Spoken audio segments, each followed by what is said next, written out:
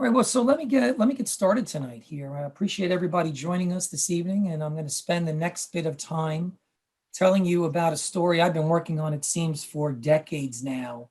And it really does go back, I think, that far. And the story is the Providence, Rhode Island pre-mailing control marking of the 3-cent 1851 to 57 stamp. I think many of you know I've been specializing in the classic United States early stamps, 1847, 1851 for a long time, and specifically the 1 cent and the 3-cent 1851. And met for many, many years, it seems 35 years, been collecting this area. And it has to be about maybe 18 or 20 years ago when you can see the two stamps on the first slide. That's what we're going to talk about tonight. You can see on the left stamp, a straight line from edge to edge pencil marking. You could also see a cancellation there as well. I think you can see the September 27th. This was canceled, and the marking is there. You can also see in the right stamp a red horizontal crayon, if you will, or pencil marking from edge to edge on the stamp, which also has a cancellation on it too. And this is the story that we're going to talk about tonight, is this control marking that the Providence, Rhode Island Post Office sanctioned and used for a number of years in 1855 to 57. And it really, on the next slide, the intro is that, just sitting around with our 3-cent study group, I think it was Wilson Hume and Dick Seller and Dr. Bill Aminette and a number of other 3-cent collectors at Roy Weber's house in New Jersey all those years ago when we used to get together and share stamps and covers, specifically the 3-cent. I really was going through a number of covers and stamps and found two covers, and I'll show you those, that had those markings on it. And so it led me to go down this path to examine and do the research. And then what I found is that these sort of had been out there already in the literature in one sense, but they had been termed a silent precancel. And what I'm going to show you is that they're not a silent precancel. And I think Bob Toll alluded to earlier the article that I just published in the American Philatelist, which also talked about on the Lancaster watch factory company, and that particular silent precancel, but we know it is attributed to the Lancaster watch company, so we don't really call it silent anymore because we know who created it. And that's going to be the same story I'm going to tell you tonight. These stamps that I'm going to show you are ruled. They have these markings in pen or pencil, really in pencil or crayon, horizontal or vertical, or in both directions, horizontal and vertical. And what really distinguishes these from other stray penciler markings on any stamp is that these were put on when the panes were still intact and they were ruled on, and they have to go from edge to edge. And so we'll get into some of those specifics here.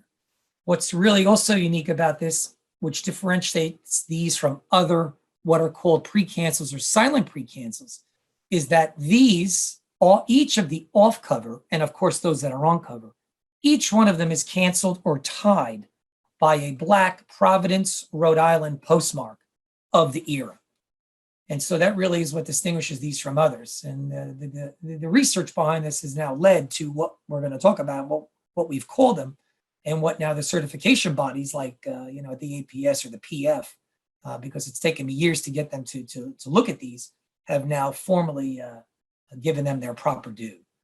And so let's go back to early precancel users and the history of precancels published by Hoover in 1989 cites on page 13 what they called an early precancel, what would later be called a silent precancel. And you can see it here at the bottom, and I circled it on page 13. There is listed an 1851 3-cent, and in this early version, it says single red ink horizontal line. It says mailed by not known, and in addition, this cover has a Providence postmark. So there's a very early mention, at least in Hoover, of a stamp, 3 cents, that was known to at least be on a cover that was from Providence. So let's talk about silent precancels for a few minutes. And I think I alluded to those, and many of us, have seen precancels or collect them, or, they've come across our desk over the years. Silent precancels are precancels that do not contain the town name in the imprint on the stamp. And many times they're called lines and bar types, and I will show you a few of those. The earliest precancels came before even the postage stamp, and there were printed cancellations on a few stampless covers. Here's another great example here in the two images I'm showing of the Hale and Pomeroy used pen strokes, precancels. And you can see these are horizontal and vertical, and they are going from edge to edge in both directions. And these were put on when these little sheets of stamps are intact, and the clerk at the time would just take a rule and would rule across in the horizontal and then would rule across in the vertical. And then each of these stamps would be then scissors cut apart for the most part. And this was used, for a number of years, reaching its peak in the 1890s. But the devices were mostly held by the post office in the 20th century. And then companies, of course, used these in the 19th century. And again, these markings could be crayon or ink or pen or pencil markings. So there's a variety. So here are what we would all term precancels. And these particular types are lines and bar types of silent precancels. They're silent again because there's no town or city. There's no dates in this case. They are just bars or lines. And you can see them again. They're in all different directions. This particular grouping are all from Providence, Rhode Island. So these are known from Providence, Rhode Island. You've been able to map these over the years from finding them on covers that were used by various companies, et cetera, et cetera. All of this really was a convenience for large companies that did mass mailings, for example, like the Lancaster Watch Company, where they had mass mailings. It would be much easier for those mass mailings if they would, pre-cancel those stamps in panes or sheets and then break them apart, and they could put them on all of their advertising mail and then do mass mailings. It was also a way of preventing pilfering, et cetera, et cetera. And that's going to be an important part of this story as well, is how do you can control for these. But each one of these, I want to make a note, they are not canceled with the circular date stamp. These are all uncanceled by a circular date stamp because these are put on various covers and they're pushed through the mail stream as is. So here is another reference from David W. Smith in 1995, which was the reference that was in the original Hoover. And this is from his catalog in Silent Precancels, a catalog of line bars and designs. And here on page 125 was the second reference that was in print of what was called a Providence silent precancel. And the attribution also, if you look there on the left, says used by Brown University. I've done a lot of research on this cover, and this was kindly provided by Mike Gutman. I don't know how this was attributed to Brown University because I've got a lot of history of Brown and Providence, and I've got one of their largest books of anybody that's ever been at Brown and graduated and or a professor, et cetera, and I could talk a lot about that. Suffice to say, I think you could see that there is a 3-cent 1851 stamp that is on this cover that has a black line ruled from edge to edge. And on top of it, it was canceled with a circular date stamp.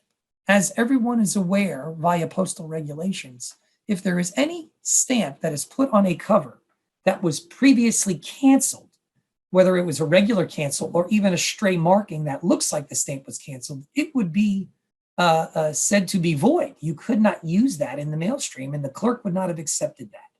Here we have a different story because this was clearly accepted, most likely, by the clerk putting the stamps on. There might be some exceptions. We'll talk about that. And then a legitimate circular date stamp was put on, and this was put through the mail stream. So even though this had a quote unquote a line or a bar going across it, it was sanctioned and it was okay and it was legal tender and it went through the mail. And the nice thing about this is there is an enclosure as well. We can see when it was dated, Providence, November 15th, 1855. Always nice to have postal history with the contents. It helps to place it in the timeline. And I've done an extensive census, and you'll see this as we go forward. And like I said, I'll take a deep breath. If anybody has a question, always feel free to just ask. So in my research all those years ago, and I'm a lifelong member of the United States Philatelic Classic Society, and probably almost, it seems 30 years ago, maybe, in developing our first website, maybe in the late 90s. We, for many years, had exhibit photocopies at the Classic Society of exhibitors that in those early days would make a black and white copies of them, and we would then make those available to anybody. And when searching the Rhode Island postal history by Richard Jordan, his exhibit from many, many years ago, which was in black and white, and this was the best image that we had at the time. He had in his exhibit this particular cover. And even though it's hard to see and it's black and white and it's muddy, and I'm going to show you a much better copy, he wrote in his header, the Providence line ruled stamps. And there in quotes on the right is what he wrote on this exhibit page. The 3-cent 1851 is found on cover with perpendicular ruled lines in both red and black. I would never have known that from the black and white image. One of those lines is red and one of those is black. If that is not forethought going into a process and not just random marks, I don't know what is. Clearly there was control here, and the post office had to know about it. So let me continue. These are control markings applied to full panes within the post office. Their exact purpose is yet to be determined. And so I'm going to revisit this cover later on in the presentation. All I saw was this. I don't know where that quote unquote came from and what Richard might have known. But when we go through the talk, you'll see that I know where that quote comes from. So before we go through that, because these stamps were ruled, these panes were ruled when they were intact. Remember, these 3-cent 1851s, like all of these other stamps in those early days, whether it was the 1847s and then later the 1851s printed by Tope and Carpenter, were all printed in subjects plates of 200, in panes of 100 that were cut down a center line, and what you delivered to each of the post office was a full pane of 100. And then that's what was cut and then used or ripped or torn, et cetera, et cetera. But these were the writing implements of the period, and it's just nice to see from that period, sort of what they were using, what they were writing with. And the one on the left is from the John Loring collection, and that's just a beautiful combo from 1846, full silver, diamond pattern, amethyst capstone, an early pen pencil reverse combo, but not telescoping. If you like writing and writing implements, and people we've been writing for millennia, here's just a really nice pen pencil. The one in the middle is, we should all know what a Faber pencil is. Here's an artist pencil, circa 1860. I have these in my collection as well. It's the first lead holder with all the features required to make a really good drafting pencil, as I wrote there. They really are. You could use this today and it would write perfectly if you could stip. And we don't use lead anymore. You could put a nice piece of graphite in there and it would work fine. And then the pointed crayon on the right, and about 1850. First appeared in the 18th century. This is still used today. I mean, colleagues of mine and various artists and other friends I know hold charcoal and pastels and graphite. But so here are the writing implements that would have been available that an individual would have had, and of course, the post office and the postal clerks would have had. So now to get into the research and my analysis and my assessment, and over the years looking at this to really kind of land on the use. What really was going on in the Providence Post Office and in Providence, Rhode Island, during this period about 1853, 54, 55, up until about 1857, 58. I've got access and over the years to a lot of 3-cent stamps and a lot of 3-cent covers. And so I've examined, at least from Providence, the fact that at least 700 plus, maybe more, have survived. I know thousands have survived from Providence. It was a big city and it did a lot of mailing, like New York and Baltimore and Philly and DC. And so I also had access to a colleague's collection, a very large collection of Providence. And so I looked through at least 700 covers covering the period of use of the 3-cent 1851 from 1851 to 60. And I discovered at the time, at least, and I think I discovered one recently a couple of years ago, 13 that were year dated. Really nice to find covers. Folks docketed their covers when they received them back then with the month and usually who it was from and the year date. Trying to put a census together or a period of use, you really need dated material. And I was fortunate to have 13. I can confidently say that this period of use at the Providence Post Office of ruling stamps is from about June of 1855, and it really abruptly ended in October of 1857. And we'll go through the reasons why. Again, I use adhesives or stamps. I probably should just change it to stamps. They're ruled in black pencil and or red pencil or crayon, horizontally or vertically or both. I have currently in my collection, and if you know what you're looking for and they're out there, some are better ruled and some are very light, at least 40 off-cover stamps right now. And I've got at least 33 some odd covers. I haven't seen 3. I know where they're at least 33 or so covers. And of the stamps as well, 2 are on piece, and I'll show you those as well. Each one of these stamps, unlike traditional pre-cancels or silent pre-cancels, each one is canceled with a black Providence, month, day, Rhode Island circular date stamp. The postmark is on each, off cover or on cover. And the canceling device marking is on top of the pencil, showing that the stamps were ruled first, then they were put on the covers and used, and the canceling device was used on top of it. Importantly, because at the time there were other stamps out there that Topin Carpenter released, there was the 1 cent and the 5 cent and the 10 cent and the 12 cent. And none of those are ruled. They just were not ruled. And if again, 3 cent was the first class rate of the day to go 3,000 miles. You could basically get to California. If you wanted to go to California over 3,000, it was 6 cents. But for the most part, for 3 cents, you could send a letter anywhere you'd like. We know the 1 cent rate, of course, was, the drop and or the carrier.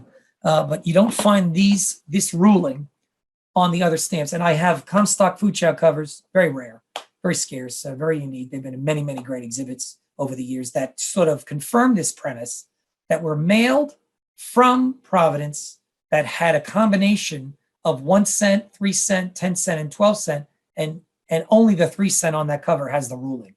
So we'll show those. They're beautiful examples.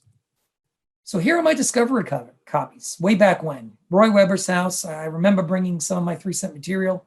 And I was fortunate to be able to acquire the C.E. Wilbur collection, is his archive from the family.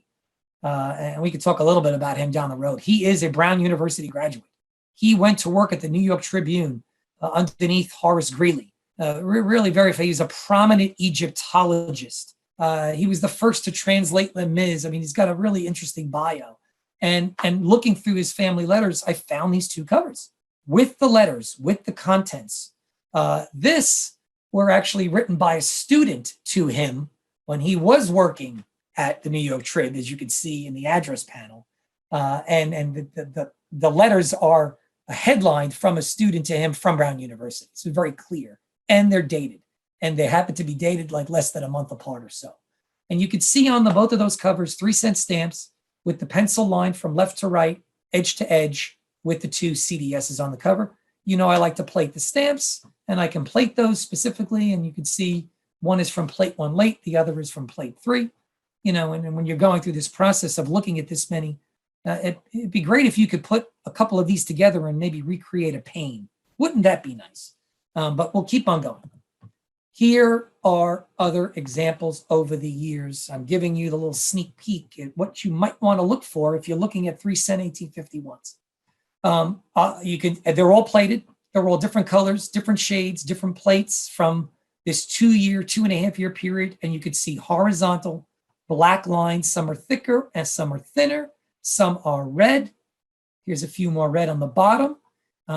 Clearly, there was a process that was going on at the Providence. And the more I dug into this, there had to be there had to be standard process here that was sanctioned by the Postmaster General at the Providence Post Office at the time, and the clerks, and some of their maybe big ticket users that were doing a lot of mailing. So here's another page. Here's some more, again, over the years, looking hard. It's amazing that you can see them. Some are faint, some you don't see right away. This one at the upper left, you can barely see the red crayon going from edge to edge. It's just above the May, but it's there. And you could see the others. The one in the middle, bottom, 9L, 5L, that is a vertical red. If you can see that vertical red. Why would you do that? There had to be some forethought in having different colors and then also having them go in different directions. So to date, I think it's 72, it's probably a little bit higher. Here's my overview of the control markings that I've got, subtypes. The most prevalent one by far is a simple black horizontal. 44 out of the 72 are that. I have found to date none, 0, and I'm looking, with a single black vertical. I'm surprised at that.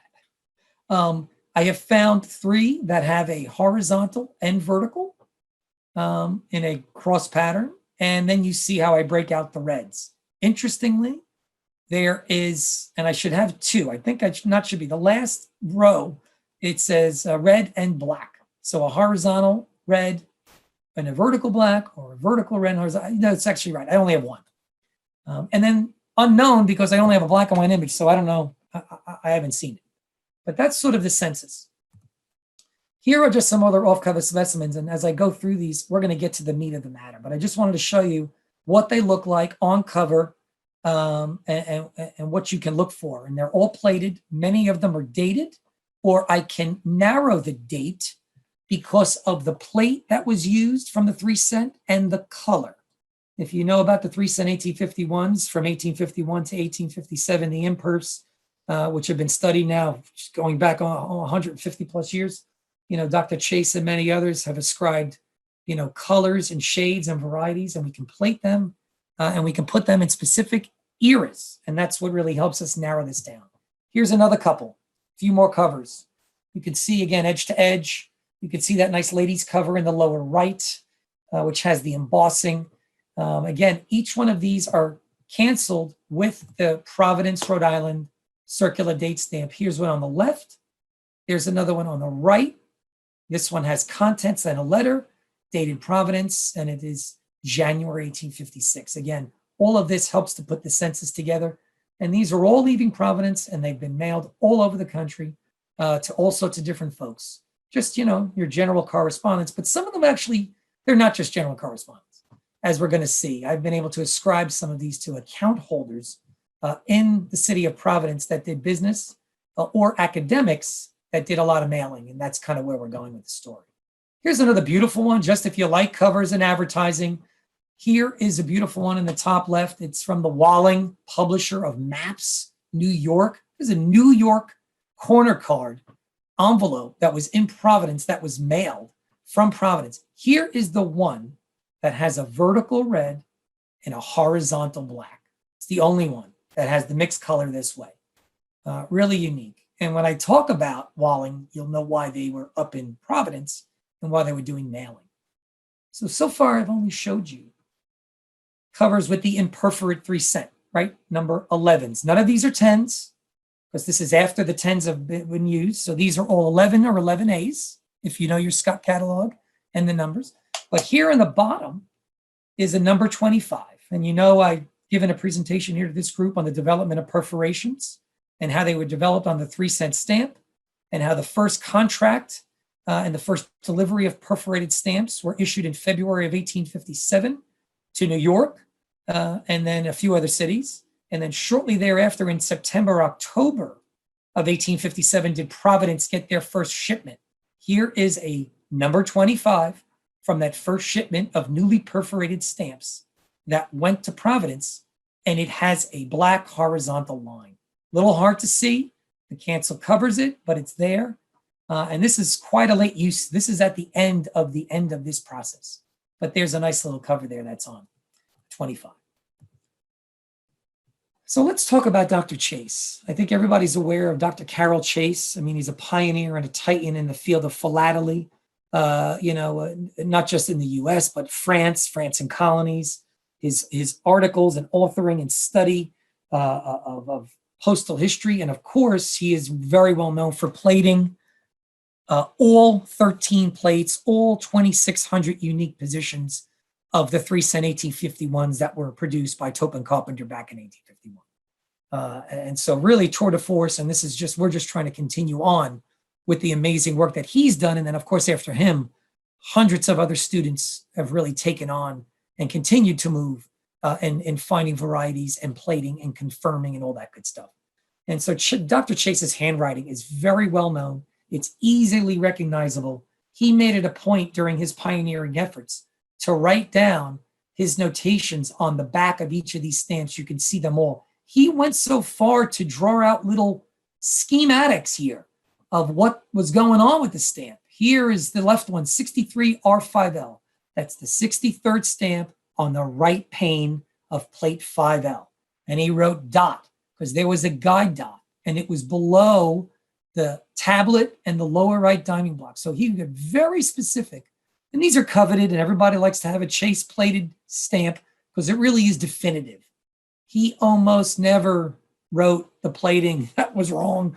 And if he did, he corrected himself. And then, of course, this is how he plated them. And so you could see his writing, very well known. And we look for these markings. And of course, as a plater, my markings, like others, are on the back of 3 cent stamps that I plate. And he would also make other observations, right? Look, the dot is accidental. He would write shift. The middle stamp, he wrote rust marks. So what did he do? There was the discovery that my colleague and I made about the same time. And I'll get to that. But what he did was he wrote on the back of even covers. And I think earlier I showed you that black and white cover of Richard Jordan in his exhibit. And I had that text that was written in the exhibit by Jordan. Where did that come from? What it turns out to be is that Chase knew of this marking, but he never published it anywhere, and he published extensively. So he didn't publish his findings, but he left us with the following. Here are two different examples. Here is two stamps on piece that clearly over the years were cut off of the cover, and then even the two pieces were cut in half. And after what? 1855 this is? In about 2005, myself and my friend Roy Weber, my dear friend Roy Weber, he had the one piece and I had the other. We really hadn't thought about it. When I discovered those two covers, he ran to his room, pulled out of his stock book the one on the left. I had the one on the right, and we put these two back together. And we saw that they clearly went together. The cancel, they both had red, as you can see below, control marks. And when we turned them over, we then reunited the wording, and that is Chase's handwriting. And what did he write? Providence, Rhode Island, quote unquote, pre-canceled by red crayon, pencil line across sheet before cutting into. I think I butchered that, but you see it below. I wrote it. And he plated both of them. Interestingly, they weren't even from the same position. The one was from the left pane of plate 6, the other was from the right. But the clerk must have just grabbed the two and put them on, and they were already ruled, and he canceled them with the Providence CDS, and there you go. And so he had called them on this particular piece at the time, pre-cancel. And I was jumping for joy when I found this next cover, because this is the black and white cover that we had the really terrible image of earlier on that was in the exhibit. And here it is in full color. And this is ex-Chase and ex-Jordan and ex-Grossman. And we know where this is now. Here is the horizontal and vertical pencil lines on the Harriet Sweetland cover that's been canceled. And now look on the back. And boy, did Chase write a long couple of sentences. So here he notes on the reverse, and he writes something different. I want to make a point of that. The ruled pencil lines found in red and black. So this is only in black. We know the last pair was in red. He must have seen the pair before in red first, and then he discovered this cover because it's in black. And then it says used in Providence. Now he uses a different word. He doesn't say pre-cancel. He says control. So he started, I think, going down the pathway of what I'm telling you, but unbeknownst to all of us, because it was never published, we didn't know this until this story came out. And he wrote, again, authentic and interesting. And then at the left, you'll see underneath the central flap where the stain is, he wrote something else. Apparently, a whole pane was thus ruled. So at the time, at least, he figured the panes had to be intact. The clerk must have taken a ruler and a pencil and ruled these horizontally and vertically in this case, or in the prior case, just ruled them horizontally in red or in black. So we get into the mind of Chase and what he was thinking. So a really great discovery. When this came across my desk, I couldn't have been thrilled, because at least we kind of had, our mentor, if you will, kind of pointing us in the right direction. So he went from pre-cancel to control. I would proffer that Chase first discovered the two singles that I mentioned earlier.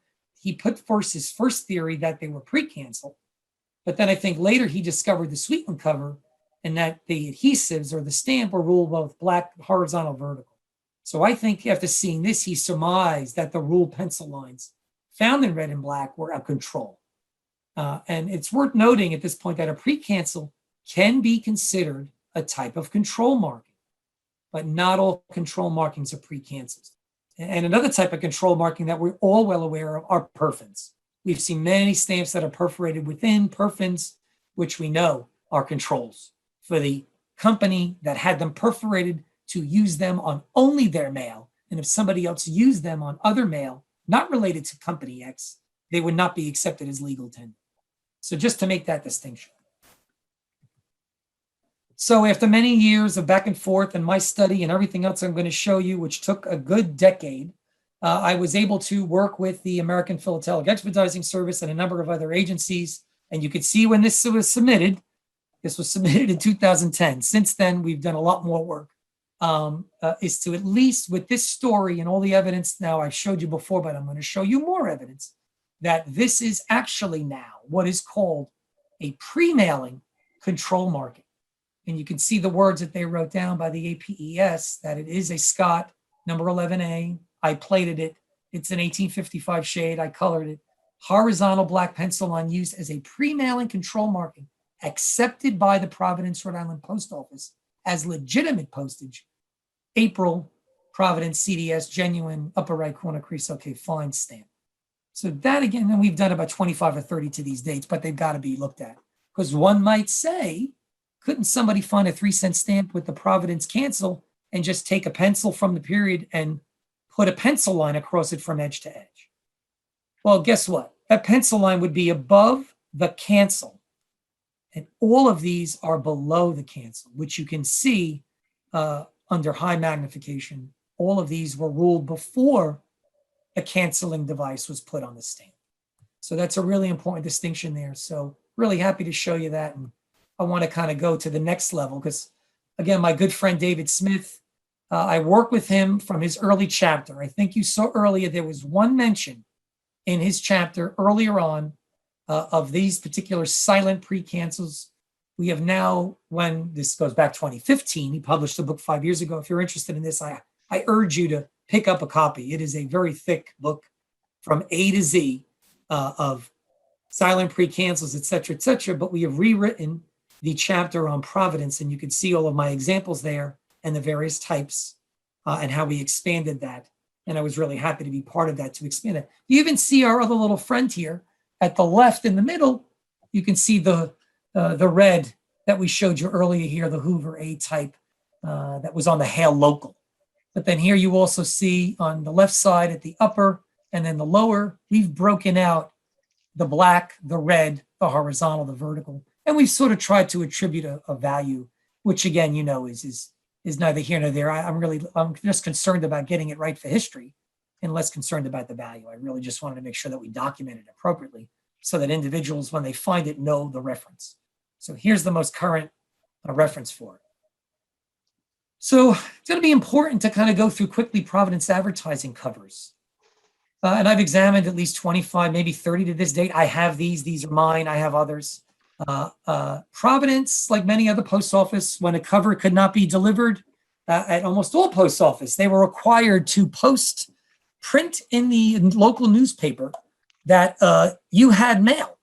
And so, you know, you had to go to the post office, pick up your mail. And if you didn't come and get it within a few days or in a day or so, the post office in the daily paper would publish your name and that you had mail. And they would cancel, usually like Providence. They have very distinctive hand stamps. You can see two different types here. In these cases, covers coming into Providence, the one in the upper left from Manchester, New Hampshire, went to a Dwight Kendall and clearly wasn't available. And so Providence would advertise it in the local paper. They would put advertising 1 cent hand stamp in red. They would probably advertise it for a week or more, sometimes a month usually. And if the person came to pick it up, at least the Providence process was they would mark with a red crayon or a black pencil. You see the markings there, those red X's. That was done, that it was picked up, and they would hand that mail over to the person that picked it up. So here's the thing, you see the lower left is they also had a straight line advertised hand stamp. And so here's just examples. That red crayon really looks familiar, doesn't it? It really matches with the red crayon or pencil marking that's on these 3-cent stamps. If you do some analytical assessment using FTIR, you can come very close to looking at the chemical structure of that and matching it from the stamp to the cover. And those are essentially identical, which is really meaning to say that they were using the same implementation device at the time to not only cancel these covers here, if you will, when they were picked up from being advertised, but that they also ruled the stamps with the same writing implement. And so here's sort of who did the ruling and the affixing. And this is kind of the current postulate that I'm going with.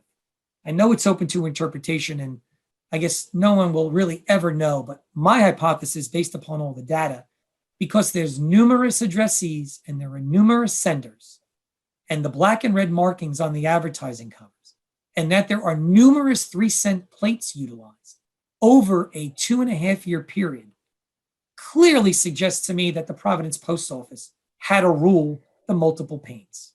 This is how they controlled it. The different types of colored or ruled lines and their orientation suggest that the stamps and panes were not distributed freely. Why? This prevents pilfering or misuse. It allows multiple account holders to prepay for a pane. You could have a box at the post office where you could prepay, or an account like post office box, and or a set up an account where you could have ruled panes and they could be there available, prepaid. And an agent of said company or institution could come in with a stack of letters, and they would then take them off their account, and the clerk could do that. It would be a major convenience to the post office customers as well in this era of where stamps are still fairly new. And we're going to talk about how in 1855, on April 1st, they were mandatory. You could not send a letter due. You had to put a stamp on. And if you know April 1st, 1855, and I just told you when we first started seeing these ruled singles on covers, which is about that same time, May, June, it kind of makes sense. The customer would arrive with a pile of letters. They'd give it to the clerk. I'm on the 4th bullet. They would affix the proper controlled mark prepaid stamp to the cover. The patron could have even stood at the window and affixed them just as easily. And then they could have handed that stack of letters to the clerk. They would have been accepted because, they were from the account, even though they had a ruled line on it. And then the clerk, whenever they got a chance to do their during the day or end of day, they would just cancel them with their canceling device and they would put them in the mail stream. I think that's a pretty straightforward process as far as I can tell, and it makes the most sense from all those points of view. I'll stop there and take a drink real quick just in case anybody wants to add anything.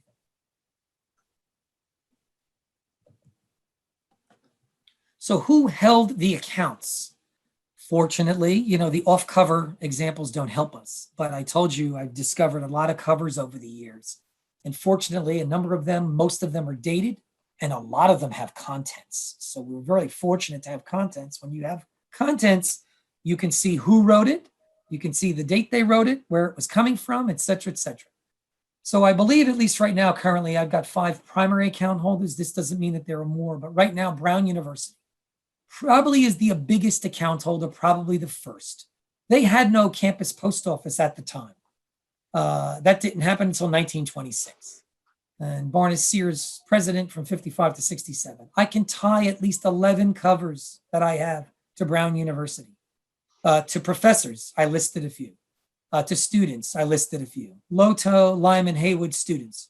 Professors, Professor Wilbur, Dr. Green. And also family members. Larned, Sweetland, and Green. They were probably the first and primary. No doubt they did a lot of mailing. And it probably was convenience for them, not only for business, but for their students through the bursar's office, probably to be able to mail letters back home and to folks that were probably paying a pretty good amount of money to attend Brown University. H.F. Walling Publishers, I showed you that pretty little advertising cover, that corner card with the embossing. Yeah, they were a New York firm. Yes, that was a New York address. But at the time in 1855 to 57, the peer reviews, they were mapping the city of Providence. I have a beautiful old map of Wallings of Providence from 1856, 57. And so they had an office in the city. So I can tie that one cover to them. Probably they also had an account. And this is the only example of a red and black. So a unique marking for that unique account. Really interesting. Corliss Steam Engine Company. They were incorporated in 1856 in Providence. We all know about Corliss and steam engines. And I can tie the one cover I have, which has also got contents, which is a really nice cover to Miss Nellie Corliss, a Corliss family member who lived in Newburgh, New York, right on the river there. And so that's a great cover too. And it's dated November 1856. And so again, there was a Robert Whitehill of Newburgh, New York that manufactured the improved Corliss engine. That's a whole different story. It's a great story. Comstock, just a very famous family. Comstock, merchants, trade, business, shipping, China, global, just really very well known of the day. they had a long history in the steamship industry in Providence as owners and captains, etc. And I can tie two covers to them. It would make sense that they would be doing some serious mailing, and why would they not have an account set up? No doubt. And then the Slade family ferry, they were operating 200 years, 1876, Taunton Bridge. And there's a cover that may or may not be. I'm still doing some research on that, but it's an interesting story and may be true. They might have had one. But let's go through just high level how I was able to tie these. There's a nice, beautiful picture of Brown and just the campus there and open green trees and some of the buildings. And you could see here those two letters, and you could see B University, June, dear, my dear fellow. There's another one from, this is the Wilbur letters. Again, America's first Egyptologist. He went in 1854 to the Herald Tribune. He was under Horace Greeley. These are letters to him from a former student at Brown asking for a position to work with him at the New York Tribune. So we know those came from Brown. There's another one there on the upper right from Haywood, Ezra Harvey Haywood. He attended in 1850s for undergraduate studies. It's addressed to his wife, Angelica Fiducia. And that has a red marking, horizontal. You see then below, the George W. Green, the attorney, former Brown professor. He moved to New York City, devoted his time to writing and study. It is from Brown University being written to him. And that's the one that has the 25 on it, perforated October 1856. Nice that it is dated, So 1856. Here's the F. Walling publisher. Beautiful embossed corner card from them. This has the red vertical, the black horizontal. There's a little sort of bio on Henry Francis Walling. I won't go into all those details, but there you see a beautiful map on the right, and this is the image that I could grab from Walling, 1857. This is from the graphics collection of the Roding Historical Providence. I have a different map, and it's just way too large, and it is rolled up and it's preserved, and I did not want to unroll it to take an image of it. It's got to be mounted in a frame. Here's the Corliss steam engine. And so there's George Corliss on the left. There is the beautiful image of the Corliss Steam Engine Works in Providence, a massive factory at the time. There is the 1859 Corliss steam engine. Again, talk about modern technology for this era. And there at the right bottom is a cover I discovered that, again, if you looked at it from afar, you would never see. There is a amazingly faint horizontal pencil line going from edge to edge just below the November there. But it is there. And the letter is addressed to Nellie Corliss, and it's a nice letter. And so that's another example. Here, Slade Ferry, just another cover right in the middle, ladies embossed, dated 56. And there's a stamp that has the horizontal line going across. The stamp is obviously put in the 90-degree angle. Here are some phenomenal covers just from a postal history perspective, amazingly rare. These are in the tens of thousands of dollars for those that had them and sold them. This one last in 2013. And this is from, I think this was Seven Oaks, Providence, Rogers, and my good friend Hackney was the last one that had this in his exhibit. And when I was at his exhibit, I think it was at the APS many, many years ago, probably at one of the summer seminars and the exhibits. This was in the frame with his other collection. And I was walking down the aisle and I saw the cover and I looked closely and I could blow it up. But there's a beautiful mixed franking. It's from Providence. It's going to Hong Kong. Just a rare usage, high rate. You can see it's 38 cents. It was prepaid, so it went all the way.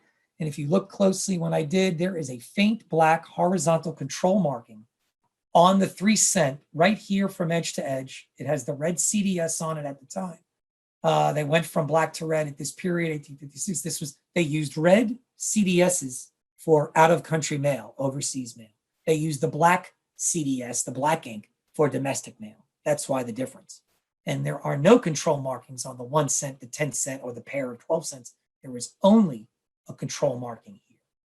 Even better is the next cover, because here's another Comstock cover to Joseph M. Lord, Esquire, in Hong Kong, again from the Comstock correspondence. And I think you can all see there is a red horizontal control marking here on the 3 cent, but it's not on the others. So only the 3 cent was. This again is from Richardson, my good friend from New Zealand, and happy that he was allowed me to share this.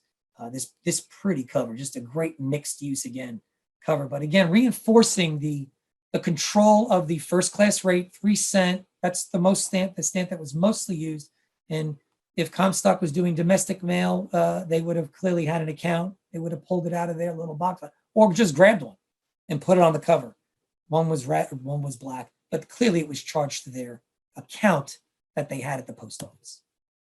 You don't have to read it. Here's just the census. I like to keep census and databases and keep an Excel, and if it's certified or not. Here are all of the on-cover specimens I have.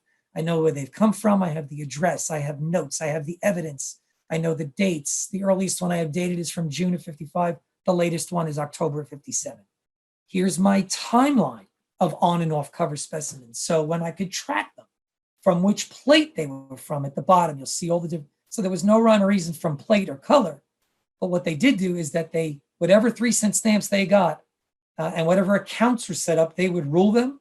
They would put them off to the side and they would attribute them to any individual and they could use them appropriately. I highlighted here at the upper left, prepayment on mail mandatory April 1st, 1855. That's the little orange box there under the A. So stamps really now were mandatory and postage stamp compulsory on mail after January 1st, 56. And so here we are in this 55, 56 period where folks had to use stamps. And you went from imperforates during this period to then here in 57, if you're looking on the right, you'll see the two gray boxes. The first contract, which were number 25s, did not go to Providence. But by September, October, November here, perforated stamps were coming and were already there. So you were phasing out the use of imperforated 3 cents and 1 cent and the other senses. And you were going to perforated stamps. And so you could imagine trying to take a pencil and rule with the ruler an intact pane of 100. You would hit the perforations at every stamp and probably pop your pencil up. It just didn't become a convenient thing to do. And I think by this time, you really had the public rapidly using stamps and then buying their own and keeping their own. It was a complete transformation in the postal system at the time. And really Providence just, I think, decided at the end, they couldn't do it. So my final thoughts before I kind of open it up, and I think I have a few other things after this. Between the middle of 1855 and late 1857, controlled marked 3 cent 1851 stamps were post-canceled with the Providence, Rhode Island CDS and accepted for postage at the post office. Absolutely sanctioned. Brown University appears to be the main account holder. There were some other prominent businesses and families that took part in this process. There could be others. Some covers and letters you cannot map, although, online databases are getting better and better, and it makes you searching a name or a town or an area. It's amazing what you can pull up in a search. And again, I just mentioned that 1855 was the year that compulsory prepayment went into effect. And so Welcome B. Sayles, we should know that name. He was the Providence Postmaster, and he did some many other creative things early on in the earliest days of stamps in this country. And if you know his name and you know Postmaster's provisionals, you'll know that he was, of course, involved in Postmaster's provisionals, because if you look at the beginning of your Scott, Welcome B. Sayles was the postmaster in 1846 that was involved in creating the Providence, Rhode Island 5 cent and 10 cent 10x1, 10x2. So doing things in the postal space and being a little creative and entrepreneurial was not new to Welcome. And so clearly, I think he and his team are always finding ways, I think, to just lean into this new process and work with his customers. I think this is a really good customer service, which, is something we might want to think about today. I think he probably enacted this. Most of the Providence postal records were lost in a fire. So there's very little evidence from this 3-year period to even be able to see in any postal record. If he would have documented it, right now, at least, it seems to be lost unless somebody could find it.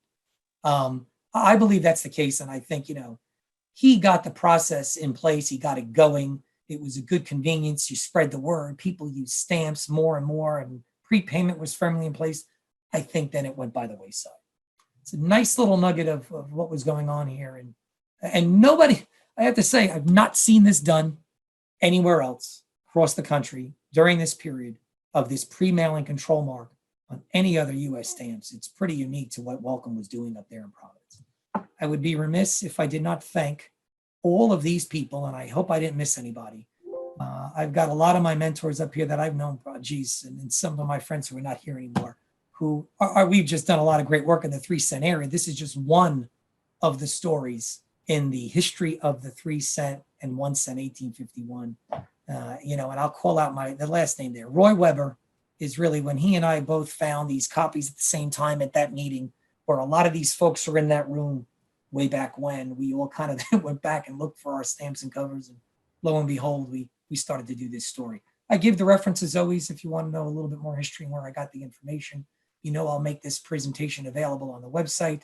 And I will end with a nice, pretty, hey, there's one of the more modern maps of Providence and downtown and the Cove. And you can see Seekonk. I know we've got some Brown graduates on the line. And so I'll open it up for questions. I'll stop there. I can stop sharing, and then we could all see each other, and I'm happy to answer questions. And again, I thank you for your attention. Thank you, everybody. Charlie? I see applause. Wow. Thank you for sticking with us. Thank you. I appreciate it. Thank you. Yes, questions. Charlie, you say only, these lines across the stamps only on Providence stamps?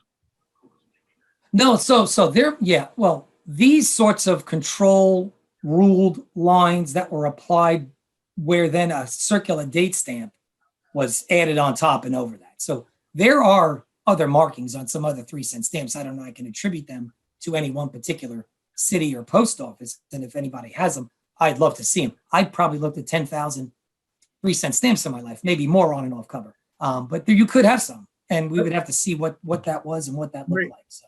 I did a very quick search, and I noticed something that looks like it might be one from. It looks like, and it's a Philadelphia postmark. Mm-hmm. And if I could do a share screen, sure. I could put it up for you to look at. Is it off cover or is it on cover? Off cover.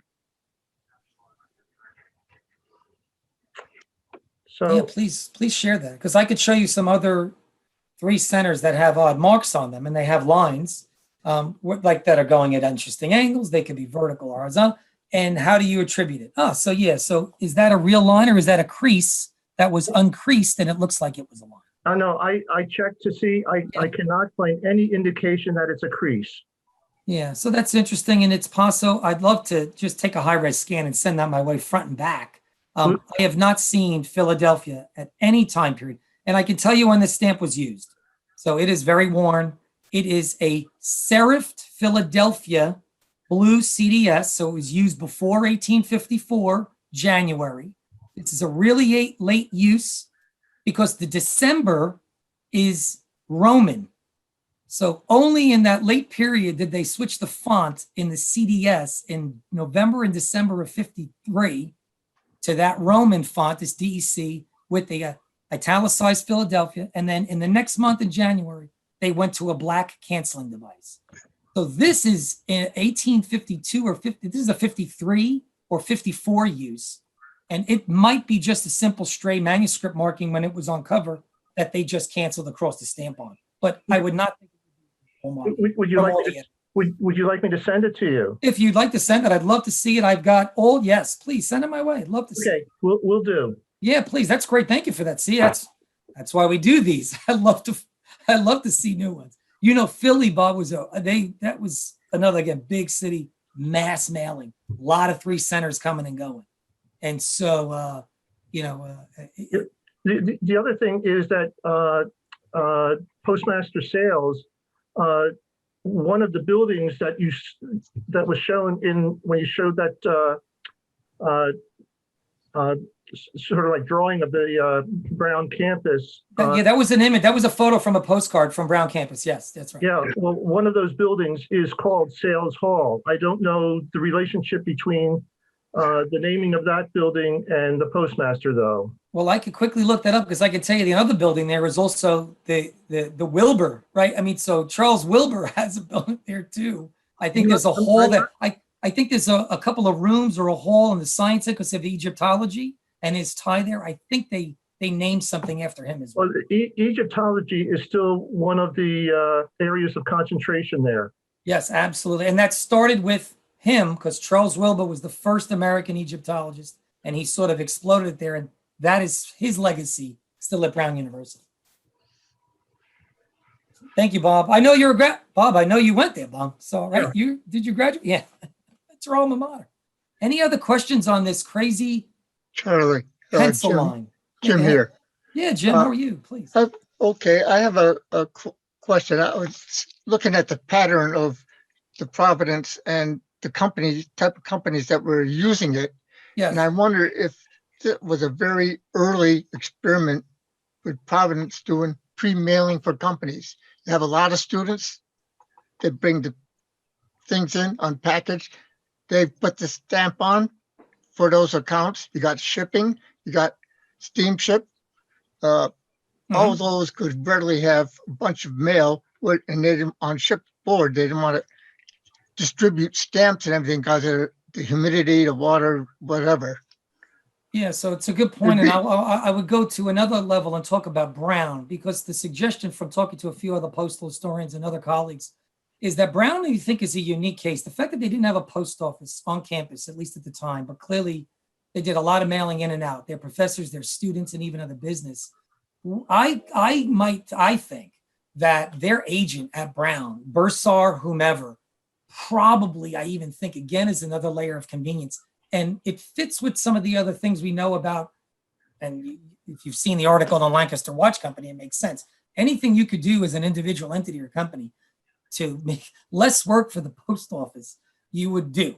And Sayles clearly would have opened it. I think that an agent of Brown probably took back a couple of panes of ruled stamps with him or her back to campus and probably had them on campus controlled with the bursar where students could drop off letters or professors.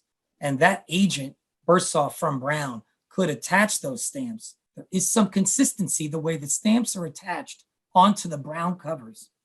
So that's the other thing I've looked at, suggesting one person might have done it. And then that person could walk at the end of the day, their letters and stack from Brown to the clerk and give them to the clerk and walk away. They're a known agent, they're prepaid, they're already ruled, they're accepted as legal tender, and then the clerk at their convenience could just cancel them and put them in the mail stream. I don't know that that would happen for some of the other folks we're talking about, but for Brown, the evidence kind of points at that. And it's, again, it's a theory, I don't know, but the story overall, clearly, I think is pretty solid, from the preventing of pilfering, the accountancy, the control, and a convenience. I think that makes sense. But Jim, thank you for that question. I agree with you. Charlie? Any other thoughts? Who wants to? Yeah, I Go had ahead, to Paul. run for a bit. When did Chase do his research and writing? Oh my God, the late 1800s, early 19, oh my gosh, I think 1909 is when he published his first small pamphlet. And here it is. I'm taking it out of my archival paper because it is preserved from 1909. Wow. And that was Chase's original 1909 pamphlet where he published his original discoveries on the original plating. And he did some, this is just a fragile little tiny book. He drew out the design. He drew out the tessellation, the rosettes. He started talking about the different plates. He at least had plated the 3 rows of plate 3 left. He was starting to discuss recutting, re-entering, all of those things that he was starting to put them back together. That's this original book, 1909, that Because was it's still published. illegal to take photographs and things, right? Well, could not do that back then. So everything in his book, as you can see, it's just an image. It's a black and white pencil image that he drew of the design of the stamp. Nice. And that's it. And it's all words. So that's what's in there. But this is really the beginning. This was published by the American Philatelic Society. And it is #1. It was part of their handbook series, their first. And that's the first one that Chase really put into writing. So it's a great little, and then over the years, there's been many other books. There's been multiple revisions. And then the Bible that we work from for the Chase 3 Center is this revision that was done here, which really, it was expanded dramatically. And this was done by Quarterman. This is the revised one. This is from 1975. It took the 1909, the 1929, and the 1942, because he had published 3 different little booklets. It put them all into one. And this is kind of what we work from. This is like for the 1 cent, this is like Stanley Ashbrook's 2-volume set on the 1 cent 1851. Again, this is again a tour de force in mapping, cancels, postal history, all that good stuff. And in all those writings of Chase, he did not write about this story that I just told you. Wow. Which I'm still surprised, because this guy discovered he looked at everything. But we do know, because you saw the 2 copies, he wrote his notes though on it. So at least he left those little artifacts and nuggets. And again, I was at the right place, right time, and I was just able to put 2 and 2 together. So thanks for that. Paul, you had another question though, please? Anybody else? If you're muted, you have to unmic. Please, I'm all ears. I will put this on the web. Bob, are you talking, Bob? Because I see your mouth and I think you're muted. Bob Toll. How's that? I thought I could read lips, Bob, but I don't want to tell everybody what you're saying about me. Good So- job. Go ahead, Bob. Go ahead. Mandatory versus compulsory in terms of the post office and regulations. What do they mean by that? Prepayment of mail on April 1st did not mean you needed to use postage stamps. You could use cash, right? And you could prepay it and put it through. And so that was on all mail April 1st. Postage stamps absolutely had to be put on a letter, period, no ifs, ands, or buts. You couldn't send it, right? That the recipient, right? The history of mail was that you wouldn't pay for it mostly up front. You'd send it, and the receiver had to pay the fee when the Right. receiver got your letter. This was starting to do away with that because you realize the amount of dead letters that the post, right? How much mail and revenue was lost by the post office when the recipient, one, wouldn't pick up the mail, didn't answer the advertising, or didn't want it from a recipient, so they wouldn't pay. So the post office mandatory- moved mail and didn't get compensated for it. So the there was over mandatory the was years. for prepayment, and the compulsory was for stamps. Compulsory was for stamps, exactly, correct. So you got rid of prepayment, the ability to send it due from the recipient, and then compulsory on January of 1856 was every piece of mail that moved through the system had to have postage stamps on it by the sender who had prepaid for it to push it through the system. Now, So I hope second I made that. question- I hope I made that distinction. Yeah, and second question, and you may have covered it, I wasn't Sure. sure, but to me, the 5 combinations of control marks, Yeah. 2 directions, 2 colors, and then separate colors on a stamp. There's 5 separate combinations. And you listed 5 separate businesses that use these stamps. So there's more than 5. There are 7 combinations. 7. You can have a black horizontal. You can have a vertical horizontal. You can have a black and you can have a vertical and horizontal okay. black. Those are the Right. 3. Now, you can have a red horizontal or a red vertical or a red horizontal vertical. There's 3 more, that's 6. Or you can have the only other combination, but there's 2 there. You can have a horizontal red, vertical black, or a vertical red and a horizontal. So But you've really at the identified end, only 5. there are 8 possible combinations with this 2-color schema, horizontal, vertical. But you only found 5. No, I found all, but I found black horizontal. I found black horizontal vertical together. I found red vertical, red horizontal. Okay. I found horizontal. The only one I did not find is a vertical black by itself. It's the only one. Okay. Yeah, So- no, wait, so- I'm going to show. Wait, I'm going to go share because I put it up. Let me just share. So here's the slide you're referring to, right? Yes. Yeah, so you could have black in 3 ways: horizontal alone, vertical alone, or together. You can have red alone, horizontal, vertical, or together. You can have a mixture of red and black. We have one cover from Whaling, the map maker, that was horizontal, red, and vertical, right? So, but the one I've not seen, again, I can't tell you, but well, I have my theory on that. Why you don't see any black vertical. Most folks, when you put a pane in front of you, and I'll stop sharing, when you put a pane of stamps in front of you, we we do this. We go left to right. If you're going to really rule, you're probably going to rule in this direction. You might not easily just rule vertically. So I think this is why you have a preponderance of horizontal reds and blacks, is because if you pull out a pane and you're a clerk at your desk, you put down a ruler. These are straight. These are not squiggly lines. I mean, you had to use a straight edge. They would take the pencil. You're most likely going to go this way. You're less likely going to do it vertical. So do you think these businesses or people went to the post office, gave $3, the guy pulls a sheet out of 100, draws a line on it, sticks it in his drawer, and then somebody else comes in, gives him $3, and he does the same thing. So how do you figure out that happened physically? I think that's probably the best thought, because there were postal boxes, post office accounts that existed at the time in Providence. I have documents and receipts from those boxes there. Charge to box X, charge to box. So that existed before, during, and after. And so absolutely, and you didn't have to buy the whole pane. Maybe depending on the business that you were, you bought 50. Maybe you didn't get the $3, right? So I think just like the post office had their accounting ledgers, they would write Brown. Brown at a month or 2 months would come in and prepay for a couple of hundred stamps. They'd stick it in their drawer, Brown University. And when the agent, came in. But did he keep a record, you think, as to I think the like many other things, the post office and other postmasters kept records of, they had to document everything. They had to document what was coming in.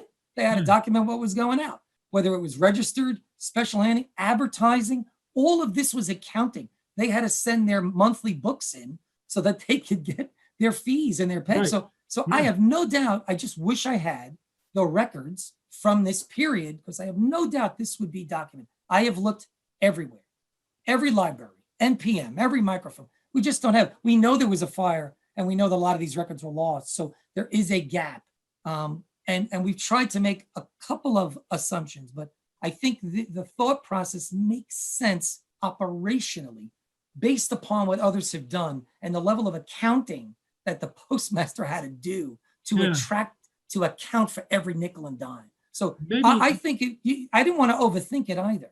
I think they simply had a few accounts. You prepaid, you had a charge box, and this was just in that charge box. And if you came in and you were an agent from Comstock, you could yourself take 15 of those stamps from your account. You could put them on your own letters. You could hand them back to the clerk. So they were isolated in their own box. Oh, absolutely. Just like everything else. They have drawers today and everything is isolated. Okay. And we know from back then, from other post offices, that they had ways to divide and account for all of these accounts. So I think this is just another layer. I think they easily welcome Sayles folded this into his normal business operations. Huh. Yeah, I believe that's the case. I hope that answers your question, Bob. Yes, it does. Yeah. Charlie, Yes, sir. since Brown is definitely still existing, have you ever thought about trying to see if they have any ledgers from that period which might document any of these transactions with the post office? So I have, Bob, that was probably 15 years ago, maybe 14 years ago, and they had no record of this either. Again, I'm still stumped. I mean, that you would, somebody had to document it somewhere. Brown, it's not like Brown is a small little campus of 6 people, right? It's a major university. There's a lot of things coming out of Brown and documenting. And I'm surprised that I couldn't find a record. Now, maybe it's buried in the basement, Bob. You would know, maybe in one of those rooms, that there is something from that period. And, I always hold out hope that at some point, something in someone's archive, which could have been donated from whomever, turns up digitized on the web. Because I do searches every couple of months as I still look for these. And I still, from time to time, see a few. But I think you could see these are not common. These are not out there. They're just, you got to know what you're looking for, and you got to make sure that the ruled marking is underneath the CDS. And so that was something that we did a lot of work on with the expertising agencies, and I gave them examples from my collection so they'd have it in their reference collection that they could compare it to anybody that might send it in down the road. So they have a few references on on file? It's a great question, though, Bob. I've looked. If you know somebody down in the basement there, I could call. I'll check them out. Thanks. Any other questions on this? You want me to show a few more? I mean, yeah, that's the story. I just appreciate you sticking with me. It's just a great little story. Again, like many other things, I'm trying to write this up and get it. You know, if I don't get it to Mike Lawrence for the Chronicle, he's probably going to knock me silly. But at some point, we'll work this up and we'll get it out there. So, any other thoughts? Anybody want to put a different theory? I'm all ears on this. Just a question for you, Charlie. Sure. If you have found these associated with these 8 companies, 7 companies, Mhm. do you have other examples of Providence postmarks on cover that do not show? So out of the 700-800 covers that I've looked at, only these 70 and change have the marking. I have books and books of covers from Providence that do not have the marking at all. And when I find a Brown University cover, interestingly, for the most part, it has the control from this period. When I find a Brown University cover that's before 1855, it doesn't have the marking control. When I find a Brown University cover after 57, early 58, it doesn't have the marking. So it fits with what I showed you, that Sayles had to put this in place. And during that period of compulsory and prepayment, he accepted it. Clearly, Brown was mailing thousands of letters before 55 and after, but it only shows up during this period. Hey, but I got a question though, is that, Yeah, Bob. They thought out, Charlie. Say that again, Bob. Wonderfully thought out. Thank you, sir. Well, Listen, I'm trying to keep up with you, Bob. If I don't meet your expectation, I'm in trouble. So thank you. I appreciate it.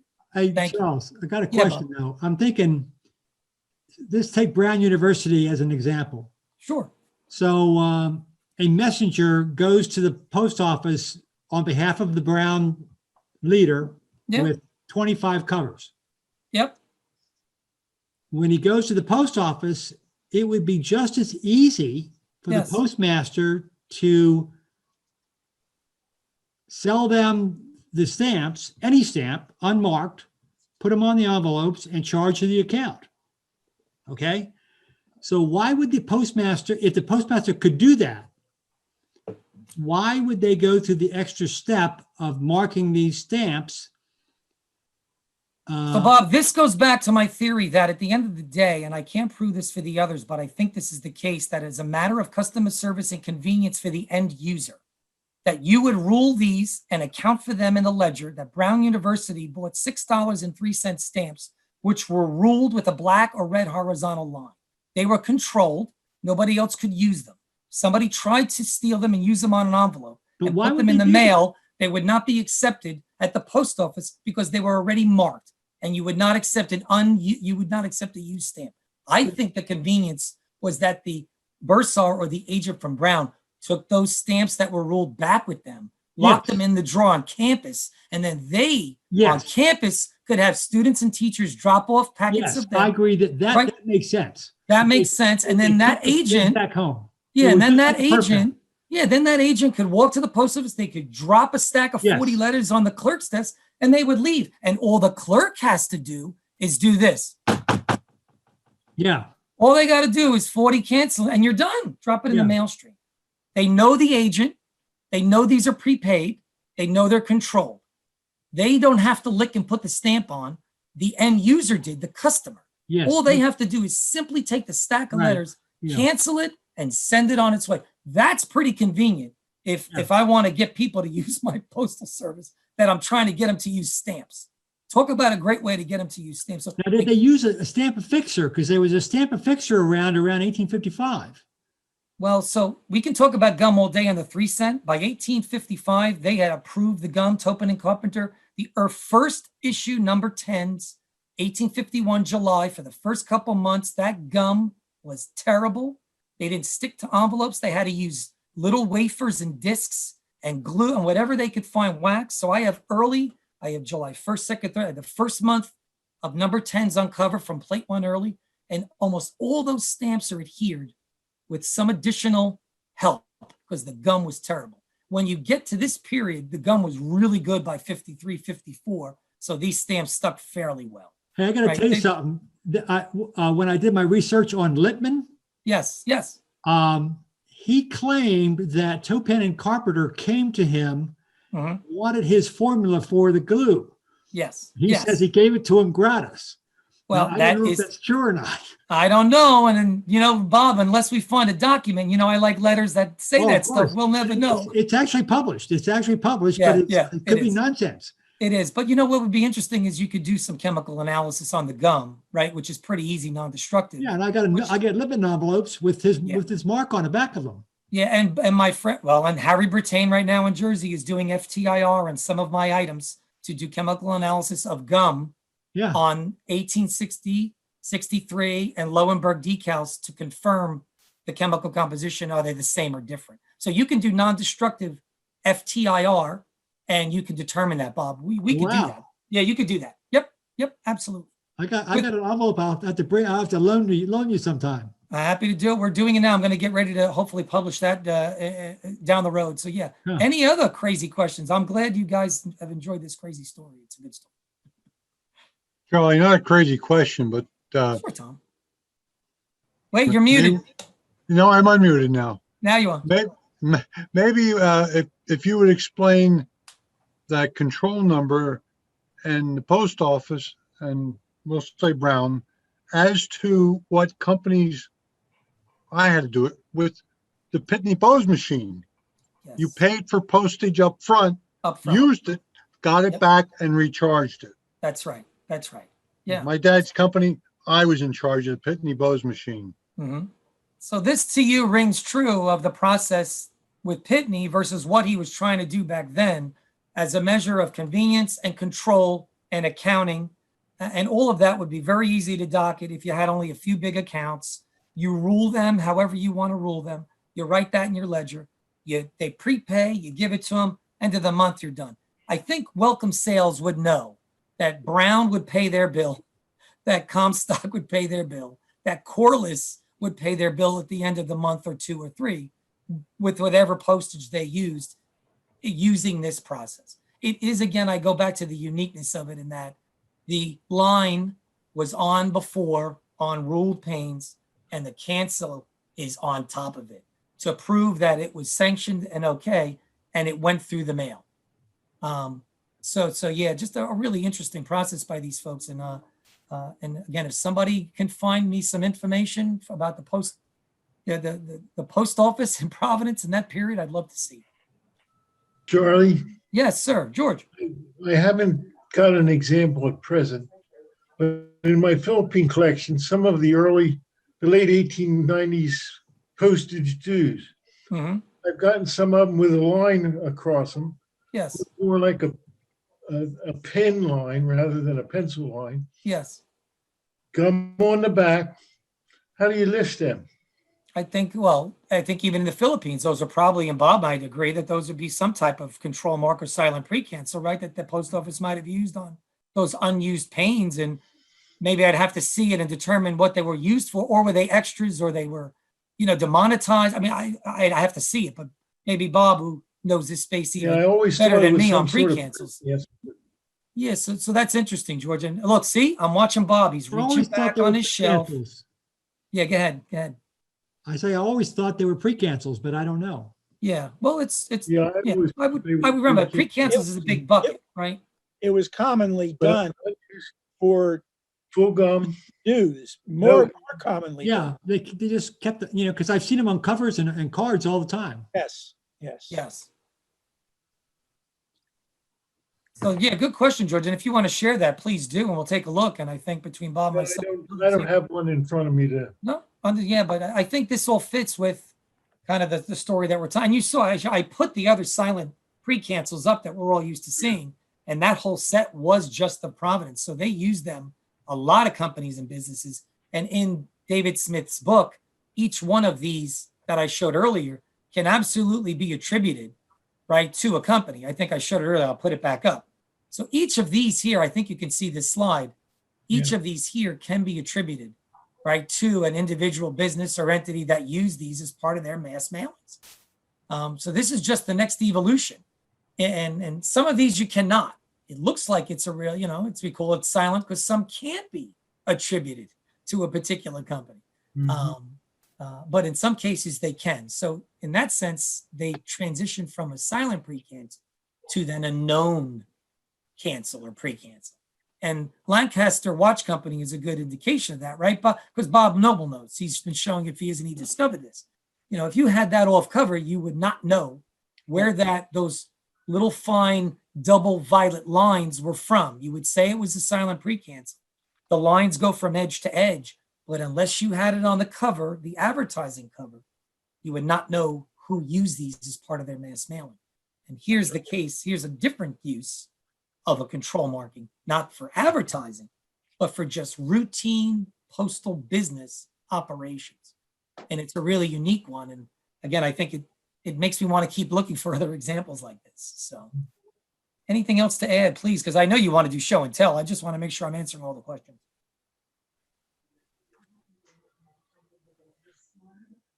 You guys are very patient. Went to the post office the other day. Yes, sir. George, and go. bought some Freeber stamps. And I brought them home and I went to put them on my mailings. And I couldn't get them to stick. Every time I licked them, they just slide off. Well, maybe you shouldn't have licked them, George. They were peel and stick, right? Were they peel and stick? I took them back to the clerk and I told him I'd like a refund on these because they won't stick. Right. And he just laughed. Of course he did. I would be remiss if I did not thank some of my other colleagues too from around the country and from the Empire State for jumping on board. I mean, I really do appreciate you guys taking the time to come and listen to our little old presentation. Like I said, we do this every 2 weeks and we're more than happy to send it out to everybody that wants to join us. We've got a lot of great talks coming up in the next couple of months. I think, Paul would be more than happy to send that out and you can check it out on our website as well. Any other questions before I turn it back to Paul for kind of show and tell? I again want to thank everybody for listening to this talk, and I will put it available on site. I can email it as well as a PDF to anybody that would like it, and I can show you other examples. So just let me know. Paul, I hope I did it justice, Paul. I turn it to you, my friend. Good. Thank you, everybody. You really start trying to figure out. It was almost like it was a credit card. It was easier for Brown for the accounting just to give, $6 worth to last, a month rather than back and forth. But then I keep thinking, wouldn't it be just as easy to buy the stamps, bring them back, keep them in your own drawer at Brown, and then That's right. Right. Well, it's funny because we buy booklets today and we take the stamps home, and as long as they're not canceled, we can bring a stack back to the post office and they'll put them in the mail. Yeah. So I mean, it's it works. When you want something in somebody's archives, which means a basement about 10 feet thick with boxes, they're not going to want to go down there and look. There's no money in it for them. We don't have it. But if you went to look and you had, some credentials, they might let you go down there with a flashlight and a shovel. And well, so Paul, I'll tell you, and I'll tell Bob, I did go to Brown University. I met with their leadership. I asked the historian. I asked the archivist if they had, where might it be? And they just, that whole period, they had no records of that, which again, I find hard to believe there is no record.